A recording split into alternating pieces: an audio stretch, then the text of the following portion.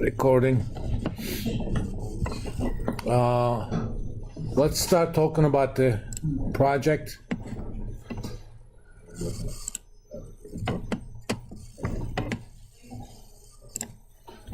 And today is mostly for review stuff anyway.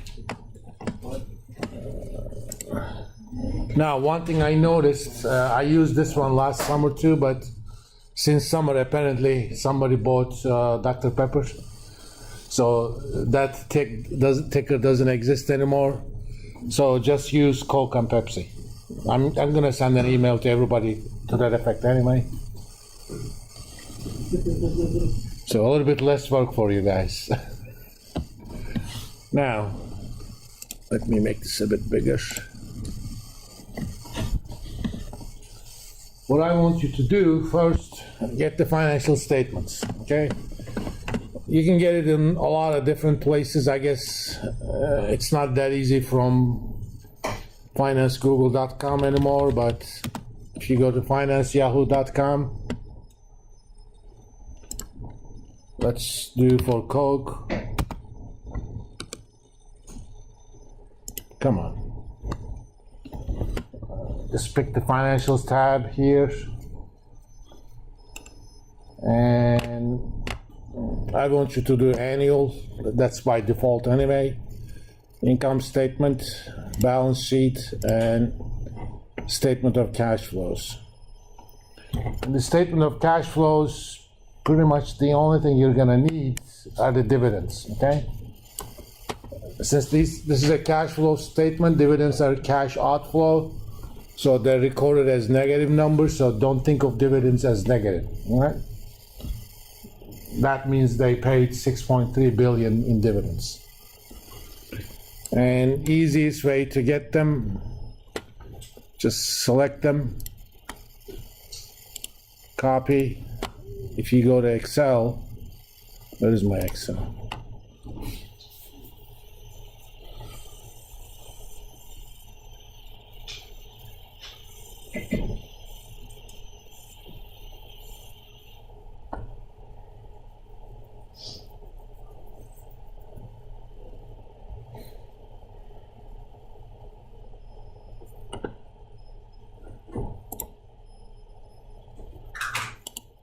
Just paste it.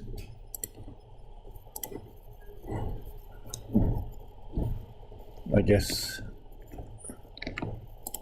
All right. One thing about these is if you have a blank, Excel doesn't see that as a zero. You need to convert them into zero if indeed you need those numbers. All right. As far as Excel is concerned, you know, that plus that is a value. Of course, if I make it zero, it's not anymore. All right? So that's where you get your 5 points. Then I want you to calculate any financial ratios you find relevant. All right? You're going to have to later argue why you think those are relevant. And part of the assignment is to try to think about what those ratios mean, especially relative to each other, okay? Based on those ratios, do you like Coke better than Pepsi or vice versa? Obviously, it refers to Dr. Pepper, but it no longer exists. Also get the dividend payments from the statement of cash flows. Yes? What exactly do you mean by try to understand why the fates of the three companies are very good? What do you mean by like fates? How much money they're making, their price, and so on. Okay. This is more about kind of leading you to think about it. For great purposes, whenever you see something with points, those are the things I want you to do. All right? For example, for 5 points, you need to calculate the internal and sustainable growth rates. Obviously, for those, you do need things like, net income, total equity, total assets, and retention ratio, which is 1 minus the dividend payout ratio, right? Also calculate over the 3 years internal and sustainable growth rates. For each of those, find out the expected growth rate of earnings for the next 5 years. Easiest way to do is again from Yahoo. If you go to analysis, as we talked about during the class quite a bit, they have growth estimates. For example, analysts expect Coke to grow by 7.2% over the next 5 years. All right. Oh, I'm sorry, that's next year. Next 5 years, 672. Just simply getting those, I give you 5 points. I'm a generous guy, what can I do?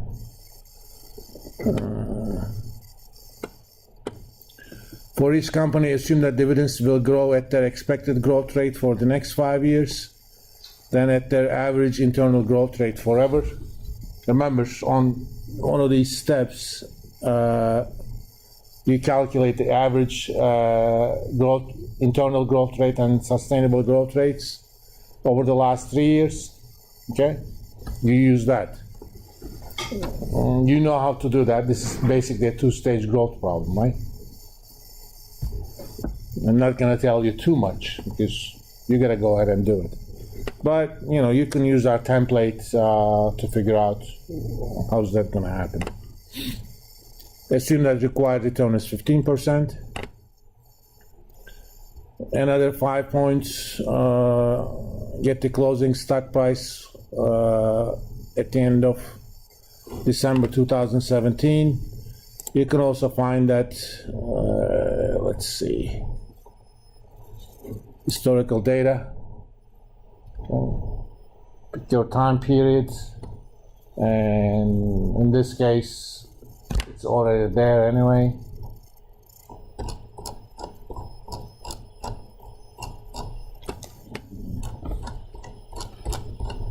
Just go down there and figure it out, all right?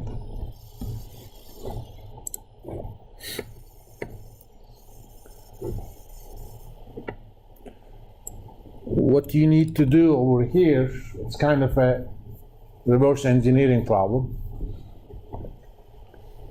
You're going to have a spreadsheet that calculates the value of the firm given the dividends, given those growth rates, and given the discount rate, right? You want to find the discount rate that makes that price equal to the closing price at the end of 2017. Similar idea here, another reverse engineering. Now go back to assuming 15% discount rate, and this time the growth rate after the next 5 years is variable. What growth rate will give you the closing price? And that's going to kind of give you tools to think about. The growth rate is too much. Let's say the implied growth rate is 9% after the next 5 years. And that's probably too much. Or if it is, -2, that's probably too little, and so on. Now, after having done all of those, just put the ratios into a table so that I can look at them. Easiest to do a table in Excel and attach it, or do a table in Excel, copy and paste it into Word. Either way, I'm fine with that. Now, for the ratios, make sure you tell me why you use those ratios. I can calculate 2,500 different ratios, okay? That doesn't mean that I should use all of them.